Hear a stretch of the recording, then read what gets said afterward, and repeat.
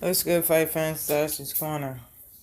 And my apologies last night. A lot went down yesterday, but I ended up seeing the fights, but I did not post them because I ended up getting the second strike on my account from something I did like in August last year. So seeing that I didn't want to get a third strike and my page be shut down for the first time, I'm not going to post just in case they wanted to hit me with some bull. I'm not going to post the fights, but what I will do is put the link to the entire Dubois fight and to the entire Anthony Yarde fight in the description for anybody who missed it. I will put the entire fight, both fights, into the description. But last night it was a different night for both fighters. Daniel Dubois fought this guy right here, Dave Jones, better known as DL Jones.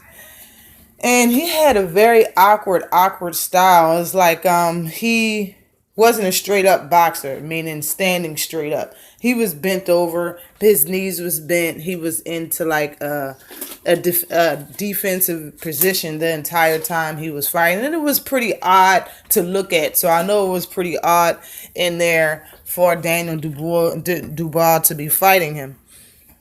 But more than that, it's like every time DL got close to him, he held him, started doing some dirty stuff, and in turn made the 20-year-old Dubois do some dirty stuff as well. It was a very hard fight to look at because of all of the clinching, the holding, and dirty stuff that was going on during the fight. But it seemed like DL wanted to stay far away from him. But he was getting it. He was trying to get in his shots. The fight didn't last that long. Dubois ended up breaking him down in the third. I think he lasted a minute left. It was like a minute left in the third when the fight got stopped and DL got dropped. But it was, I mean, all in all, it was a good fight. He's still learning, as you can see. He's still a hard puncher. I think give Daniel 2 years, he's going to be a very hard contender to beat. Very hard. And I think people are going to be running from him as well. But when you look at Anthony Yarde's fight, Yarde was fighting this guy named Tony Everland. I'm guessing that's how you pronounce his last name. He said it 100 times, but still. And his fight was odd, meaning, like, I thought he was going to blow the guy out of the water, but that's not what happened. The fight lasted 7 rounds out of the 10 that it was scheduled to go. The corner ended up throwing the towel in at the end of the 7th round. So he made it through the 7th round. He got dropped in the 7th round, I think, twice. Yeah, but I think the both was body shots. And I knew he was weak to the body before watching this fight last night. But it was still a pretty good fight.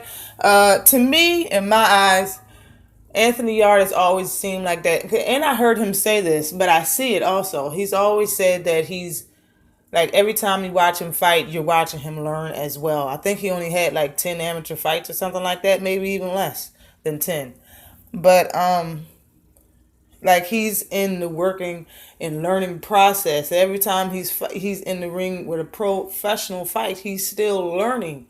I mean, it sounds like, you can say that about any fighter, but when it comes to somebody that has a very low minimum amount of amateur fights, that is currently fighting professionally, I mean, it's more truer when it comes to that situation. Every time you see him fight, he's learning.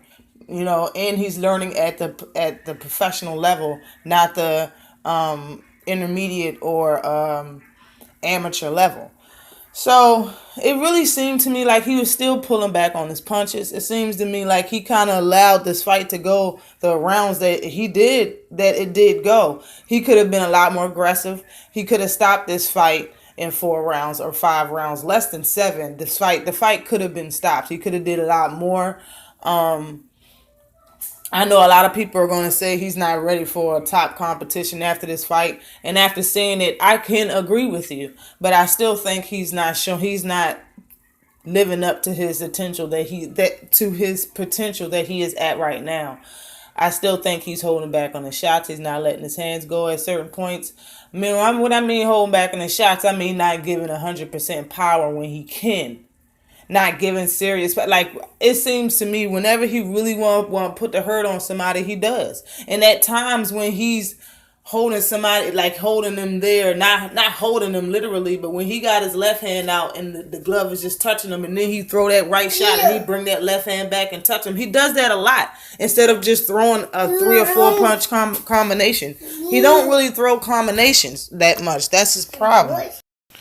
And he in there trying to give his opponents a chance to last a couple of rounds so he can get some real work in. And I feel you, dog, but still, people are going to judge you by your fights. All your fights went 4 rounds. This one went 7, but you could have allowed a 7th rounder with your last opponent. He was a lot better opponent. He was a champ at one point in time. He never been stopped. You could have did that with him. But with Tonio, like, this guy seems to be some trash. He seems to be some sauce. When you look at his past fights, he's nothing to look at, and he lasted 7 rounds with you. That's the problem, Anthony Yarde. But always like and subscribe to the channel. Peace.